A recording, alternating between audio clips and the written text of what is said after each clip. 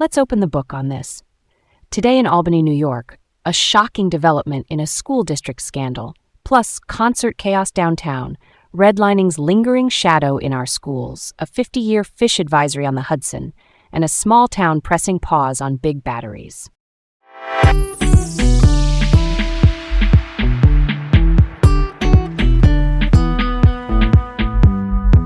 Hey there, I'm Leah. And I'm Garrett. Welcome to Laid Back Local, the news of the day with Leah and Garrett in Albany, New York. All right, let's kick things off with this.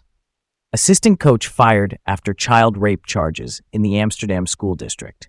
The district says Jared T. Baldizin, who was an assistant coach for the Amsterdam boys lacrosse team, was fired after he was charged with third-degree rape and a criminal sexual act. Those are serious New York State felony charges tied to alleged sexual conduct. The case centers on an incident reportedly in spring 2024 in Amsterdam. Here's the timeline. In March 2026, Baldizin was arrested and charged. The Amsterdam School Board voted to terminate his employment, and his next court date is later that month. The district says he had been placed on administrative leave during this process, and they're cooperating with law enforcement. Reminder, he's presumed innocent unless proven guilty in court. Let's get to the heart of it. When it's a student safety issue, districts have to move fast to protect kids while the courts do their job. What's really startling here is the reporting that Baldizin continued working for the state after the allegations were made public. That's so wild. Why would that piece lag behind the red flags when we're talking about schools and youth sports, which are supposed to be safe spaces? Yeah, that hits different. Sometimes the wheels of HR reviews and background checks turn slower than the headlines. Different employers, different databases. Not ideal. I do think the board's vote, the cooperation with investigators, and a clear court date show the process is now moving. That said, I'm with you. Extra vigilance around youth programs is a must. Okay, let's move on. Concert chaos, a Troy man accused of assaulting a deputy at Cloverfest. Cloverfest is a hip-hop concert at MVP Arena here in Albany. Deputies from the Albany County Sheriff's Office say things escalated when security had trouble removing a 21-year-old man from the venue in March 2026. According to the Sheriff's Office, when deputies stepped in, the man allegedly punched a sergeant in the head. Charges include second-degree assault, resisting arrest, and obstructing governmental administration. That last one basically means interfering with an officer doing their job. The sergeant was treated at a local hospital and released. The man was set to be arraigned in Albany City Court. Arraignment is the quick, first court appearance where charges are read and bail is addressed. Speaking of which, Sheriff Craig Apple, who leads the Albany County Sheriff's Office, said it was tough to tell how intoxicated folks were because basically everyone looked intoxicated. That's a curveball at crowd control. Still, punching a deputy is never the move. I'm curious, Leah, why do these venue removals spiral sometimes? Is it just the alcohol factor or the crowd energy pushing people over the edge? Real talk, it's often a mix. Alcohol or other substances, tight spaces, loud music, and a person already amped up.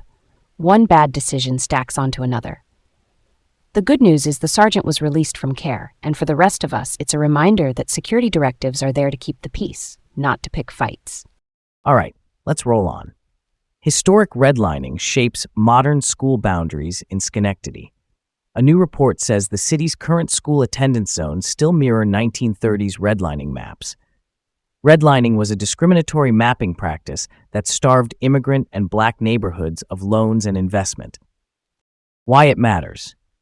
Attendance zones decide which school a child can attend, and the report argues that in Schenectady, those lines concentrate students into underperforming schools. Albany, by contrast, has revised boundaries over time and used open enrollment and magnet schools to widen access. Open enrollment means families can apply to schools beyond their neighborhood. Magnet schools are themed public schools, like arts or STEM, designed to draw a diverse mix of students. Schenectady's Superintendent, Carlos Cotto Jr., is considering changes. Advocates push for options like Albany's. Critics ask whether those models fully fix inequities. It's a debate with real stakes. School lines on a map can lock in opportunity or unlock it. Let's unpack this. The surprising piece is how closely some zones still track those old redlined maps, nearly a century later. Why are we still seeing that pattern? Inertia, housing segregation, or just lack of political will to redraw tough lines? Probably a bit of all three. Housing patterns don't shift overnight, and redrawing zones can get emotional for families. It's school identity, home values, bus routes, the whole thing. But Albany's experience with magnets and open choice shows you can chip away at the old patterns. Not gonna lie, it takes persistence. Switching gears just a little. Hudson River Fish Advisory. 50 years on, is it effective? For decades, New York State has warned people not to eat most fish from long stretches of the Hudson because of PCBs, polychlorinated biphenyls, industrial chemicals that stick around in the environment, sometimes called forever chemicals. Quick history. In August 1975, the first statewide advisory went up after PCBs from General Electric plants were identified as hazardous. In 1983, the Environmental Protection Agency, or EPA, designated the lower 200 miles of the Hudson a Superfund site. Superfund means a federal program to clean up toxic pollution. GE was required by the EPA in 2002 to dredge about 40 miles, and dredging wrapped in 2015. In 2021, New York lost a court challenge over whether the cleanup was complete, and in January 2025, the EPA issued its latest review. Where we are now, PCB levels in fish have not dropped as much as expected in some places, so advisories still limit how much or whether people should eat. What's tricky is not all anglers know or follow the signs, and some signs aren't posted clearly or in the right languages. That puts the burden on folks on the river's edge, not the polluter, which is a tough needle to thread.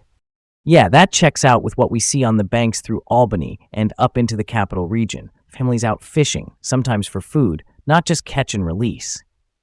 Despite warnings, some still eat the fish. Why hasn't the dredging delivered the drop people hoped for? Short answer: PCBs bind to mud and move slowly through the food chain. They bioaccumulate, which means fish build them up in their bodies over time. Even after dredging, what's left can linger in sediments and fish for years. It's a long-tail problem. Progress is measured in decades, not seasons. On to the next thing. Northampton considers halting a battery storage project amid safety concerns. Northampton, by Great Sacandaga Lake in the Adirondack Park, is weighing a 1-year moratorium. That's a temporary pause. The project is a battery energy storage system along State Highway 30. The Adirondack Park Agency, or APA, approved it in January 2026. Locals have raised questions about fire risk and environmental impacts near the lake. The town plans a public hearing to study the implications before construction moves. Carson Power, the developer, says they're willing to collaborate with the town. Big picture, battery storage can help store solar and wind energy and balance the grid, but people want confidence that safety systems, like fire suppression and setbacks, are really dialed in. Let's shed some light on this. Even with newer safety codes, the fear of thermal runaway, that's when a battery overheats and feeds on itself, and that image sticks in people's minds. I totally get the call for a pause to review emergency response plans and environmental safeguards. At the same time, storage is a key piece to cut emissions. So why the pause now? Trust, location, or both? Probably both. Siting near treasured water and forests sets a high bar for buy-in. If the town uses the moratorium to sharpen rules and train responders, and the developer steps up with transparent safety data, that could build trust. I'm down for that kind of due diligence. Thanks for tuning in to Laid Back Local, the news of the day with Leah and Garrett from Albany, New York. Have a great day and catch us again tomorrow.